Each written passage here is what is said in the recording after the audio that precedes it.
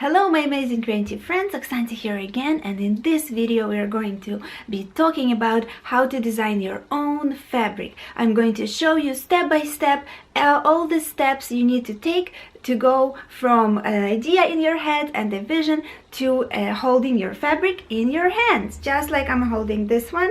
And this is the example fabric that I'm going to show you how I designed, and so stay tuned.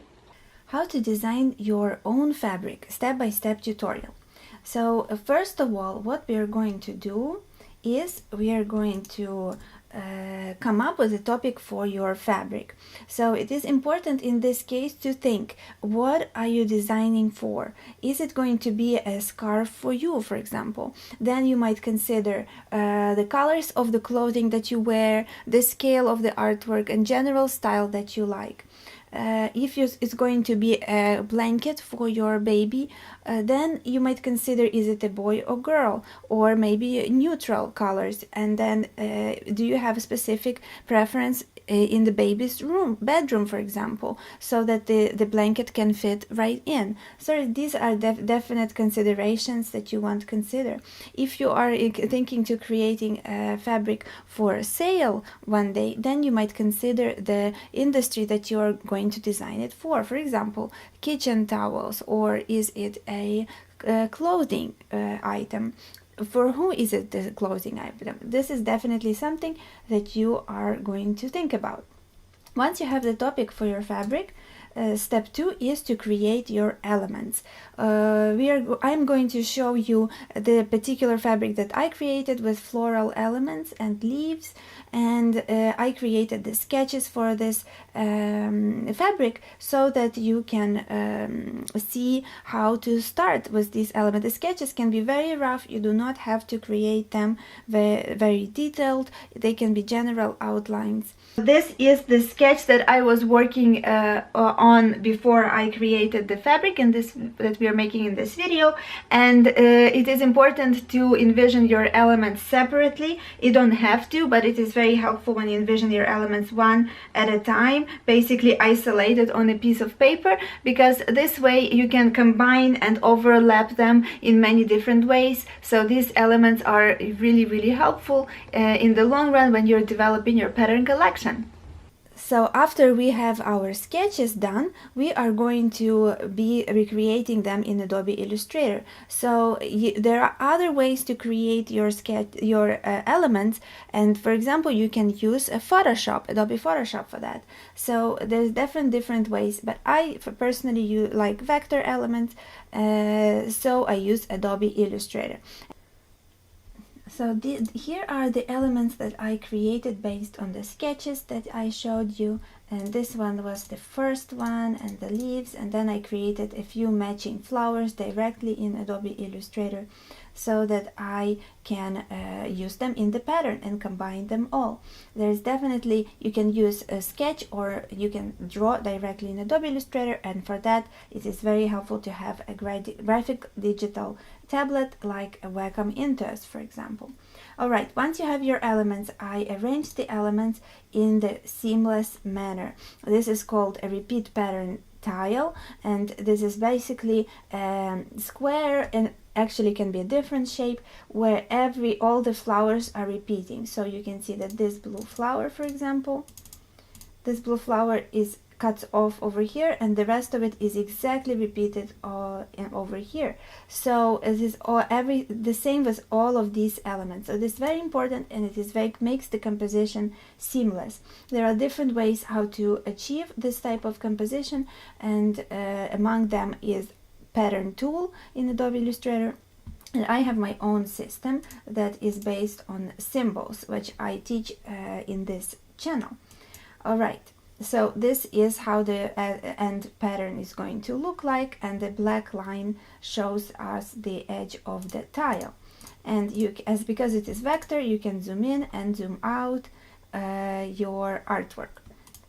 Alright, so once you have your pattern made of the elements, once you have your pattern, you can use Adobe Illustrator as I did, or you can also use Photoshop or even Inkscape, but I do not recommend Inkscape. I haven't tried it myself, but I wanted to include it just in case you want to try a free solution. But Adobe Illustrator and Photoshop have their a few days of trial.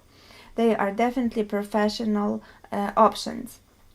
All right, once you have your pattern, now it's important to save a JPEG file for the one that we are going to be using to produce our fabric. So for that, we have our pattern tile.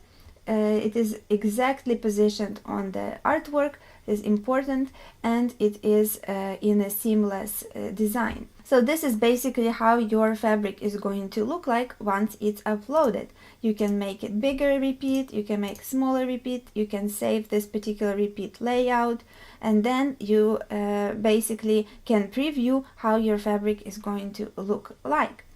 Alright, and after you're done uploading to Spoonflower, it's time to select your fabric type and order it. Let's see. So basically you choose your fabric type. Under here, choose a fabric, and this is basically how you do it. And then you can choose to order test watch, fat quarter, or how many yards you will need. By the way, I am not affiliated with Spoonflower. I am just a customer. I do not work for them or anything. So this is just my honest advice. How this is the way how I order my own fabric for my textile design business. All right. So this is how you do it. Next up, what we are going to do is, once you have your fabric, you are going to get creative with it. It is super exciting to see your fabric really produced in real life and to produce interesting things with it. This is the fabric that I designed, and I showed you in the video, from sketch to vector, and then into repeat, and then into the Spoonflower website. Here is the fabric that I created, and I am so excited how it turned out. It's very nice and lightweight. I really like it. So I think I'm going to make a nice spring scarf with it, and I'm excited for that project.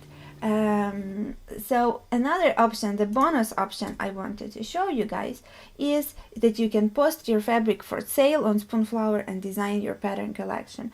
On my channel I talk a lot about creating repeat pattern designs in Adobe Illustrator and selling them online, so I have a lot of videos if you are interested in that.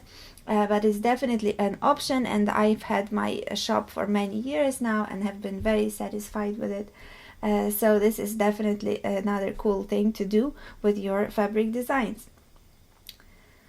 So I created a bonus PDF guide for you guys, because I know that these steps might be a little bit intimidating, so for the beginners. So I thought to create a printable checklist, step-by-step checklist, so that you can refer to it easier and on your process of printing your own fabric.